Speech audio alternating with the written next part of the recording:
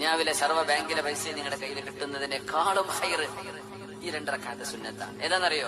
സുബ്ഹിന്റെ മുമ്പുള്ള 2 റക്അത്ത്, ബാങ്ക് കൊടുത്തതിന് ശേഷം സുബ്ഹിക്ക് മുമ്പുള്ള 2 റക്അത്ത്. ഖൈറും മിനദ് ദുനിയ വമാ ഫീഹാ, ഈ ലോകത്തുള്ള സർവ്വതിനേക്കാളും ഹൈർ അതാണ്.